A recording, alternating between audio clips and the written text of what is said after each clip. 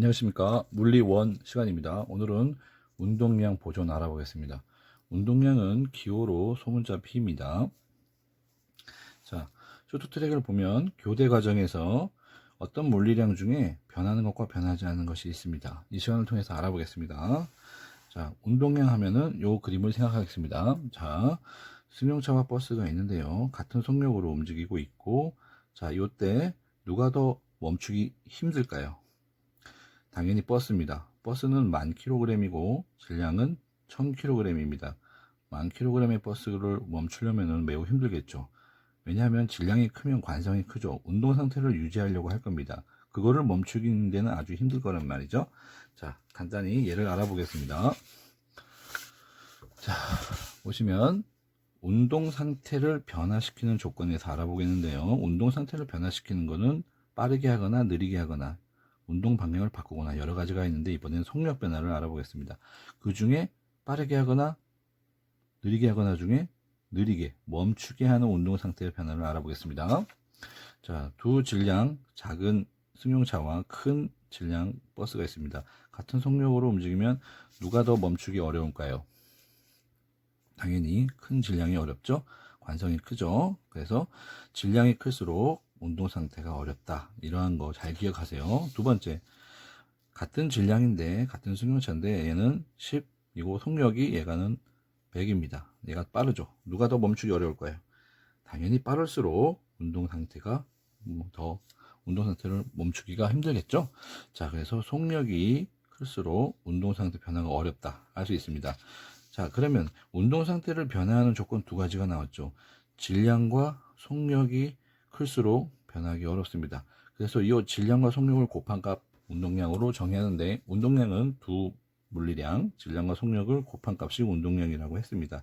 결국 질량이 클수록 속력이 클수록 운동량 상태를 변화하기 어렵다, 그 운동량이 크다라고 말을 하는 겁니다. 운동량 공식은 P는 mv인데 여기서 V는 방향도 있고 크기도 있죠. 그래서 V의 방향이 P의 방향이 되는 겁니다. 그리고 P의 크기는, P의 방향은 V의 방향이고 P의 크기는 당연히 요 m과 V의 값을 곱해주면 되는 거고요. 그리고 단위를 보시면 단위는 킬로그램 미터 퍼 세컨드인데 왜 그럴까요? 질량 킬로그램 미터 퍼 세컨드 두 개를 곱하면 단위는 이렇게 되는 거죠. 자, 그래서 결론은 운동량에 대한 내용이 나와 있습니다. 운동량은 P는 mv로 표시할 수가 있습니다.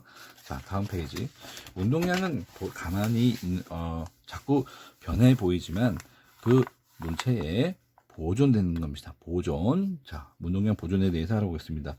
자, 충돌 전, 충돌 후, 충돌 중이 있는데 두 물체가 있습니다. A, B. 각각의 질량은 MA, MB. 각각이 처음 운동하는 상태를 VA, VB로 속도가 서로 다릅니다. 그러면 나중에 충돌해서 나중에 벌어지면서 또 운동하겠죠. 우리는 충돌 전과 충돌 후의 운동량에 대해서 알아보겠습니다. 자, 그때 우리는 이러한 식을 볼 수 있는데요. 이 식이 어디서 나왔냐? 요 충돌 중에서 나왔습니다. 충돌 중. 자, 힘을 잘 보시면 도로 충돌할 때 A가 B에게 F를 작용하고 반대로 B가 A에게 마이너스 FB를 작용합니다. 이거 어디서 많이 본 거죠? 맞습니다. 작용 반작용입니다. 크기는 같고 반대 방향이니까 이 힘과 이 힘은 서로 같다.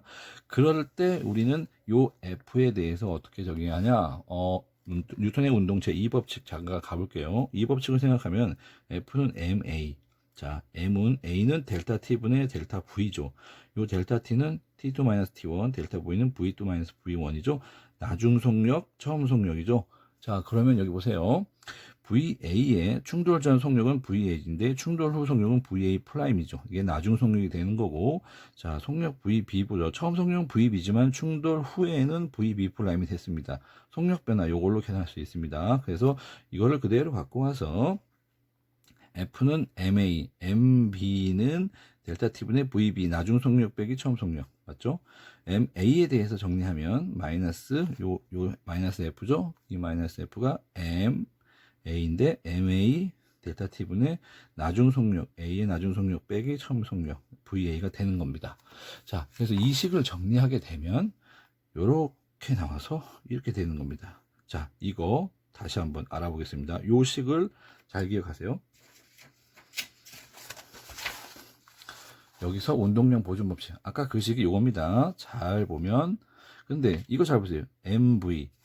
P는 뭐라고 그랬죠? MV.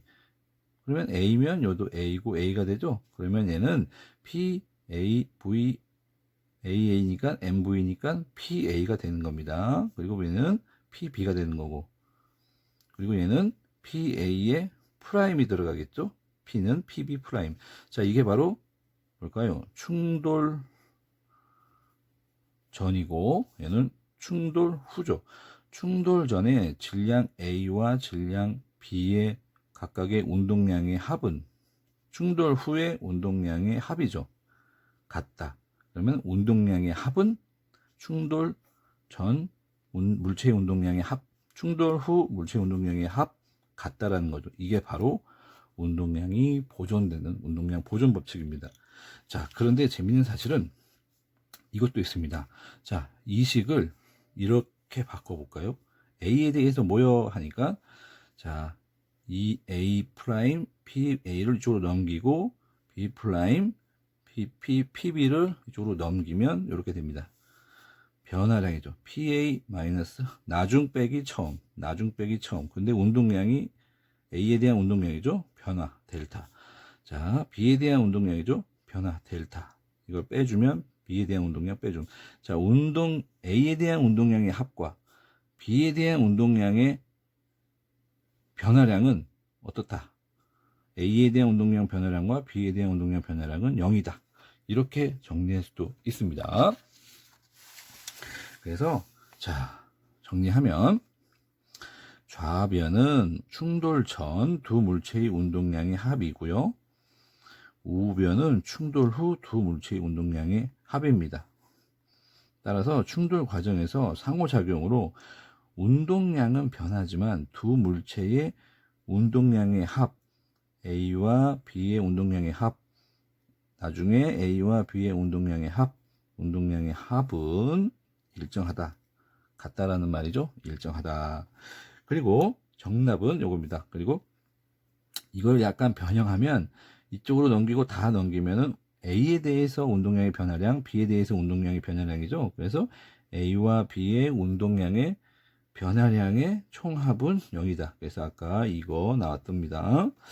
자, 이제 정리를 하면, 자, 요 물체 A하고 B의 외부에서 어떠한 힘이 작용하지 않는다면, 여기죠. 외부에서 어떤 힘이 작용하지 않으면 그 물체의 운동량의 총합은 일정하다. 운동량의 총합은 일정하다라는 것은 충돌 전의 총합과 충돌 후의 총합은 같다라는 말이에요. 그거를 운동량 보존 법칙이라고 합니다. 운동량 보존 법칙은 이렇게 쓰는 겁니다.